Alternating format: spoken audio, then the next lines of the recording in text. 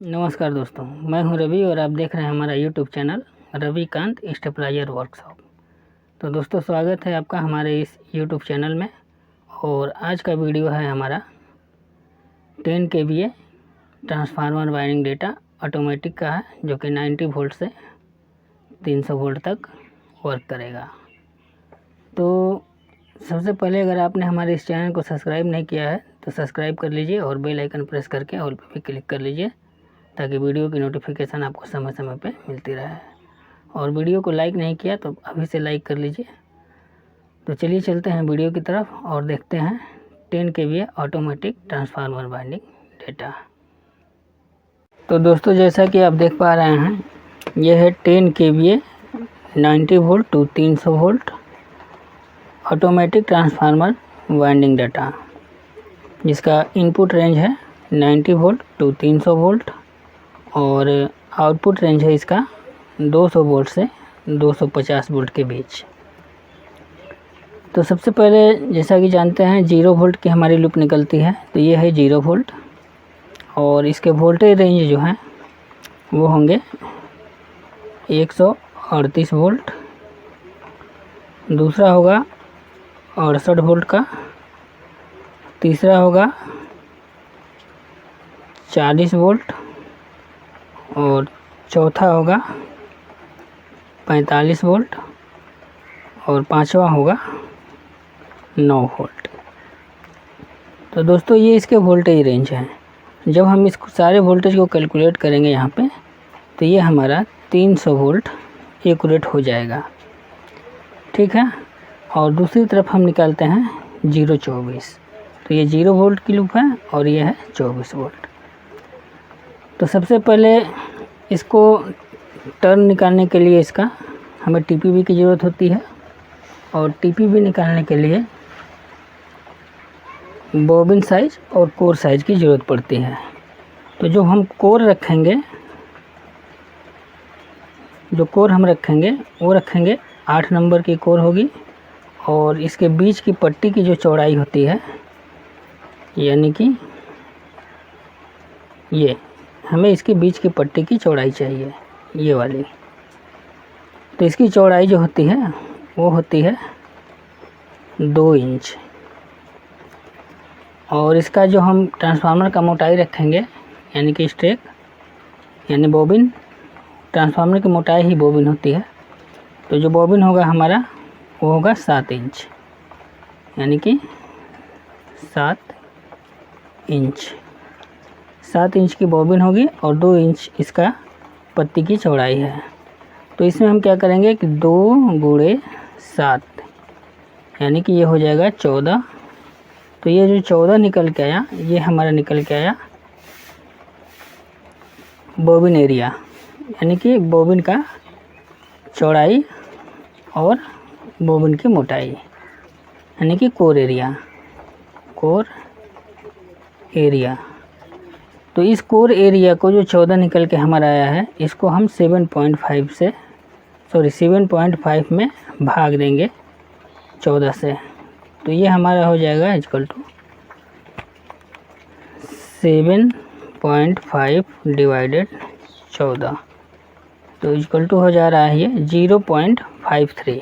देख सकते हैं 0.53 दिखा रहा है।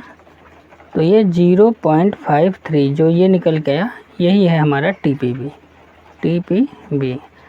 तो टीपीबी के बारे में डिटेल से समझना है तो इसका हमारा वीडियो बना हुआ है, हमारे चैनल पे है। उसका लिंक भी हम डिस्क्रिप्शन में दे देंगे, तो आप जा करके देख लीजिएगा उस वीडियो को। अगर टीपीबी, तो सबसे पहले हम क्या करेंगे कि इस टीपीबी को हम इस वोल्टेज में गुणा करेंगे, गुणे 0.53। अब जो हमारा निकल के आएगा 138 गुणे 0.53, तो ये हो जा रहा है 73.14। यानी कि यहाँ पे जो हम टर्न देंगे वो देंगे 73 टर्न। इसके बाद में है हमारा 68 वोल्ट। तो 68 गुणे 0.53 इक्वल टू हो जाएगा 36.04, यानी कि 68 वोल्ट के लिए हमें गुणा करेंगे 0.53 से, और इसके लिए हमें टर्न देना होगा 36 टर्न।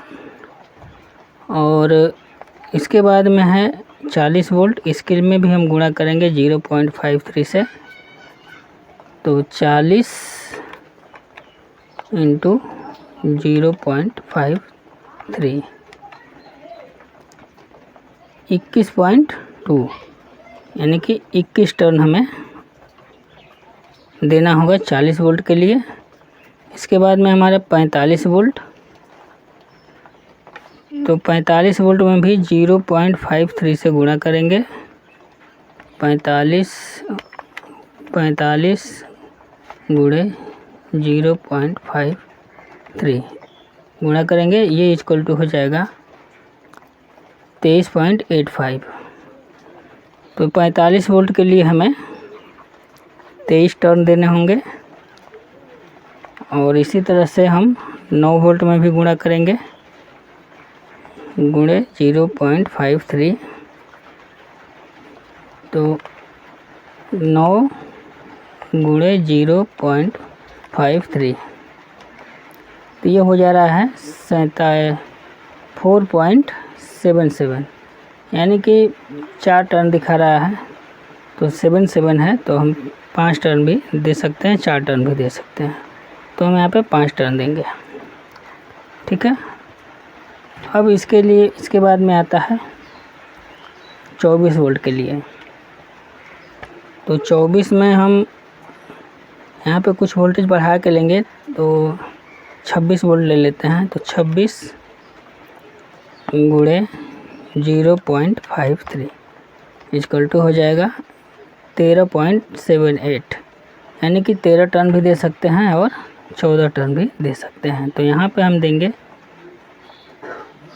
26 गुणे 0.53, तो यहाँ पे देंगे हम 14 टर्न। अब बात कर लेते हैं इसके वायर गेज की। तो वायर गेज जो है इसका, वायर गेज इसका होगा 10 नंबर, और बोबिन साइज होगा,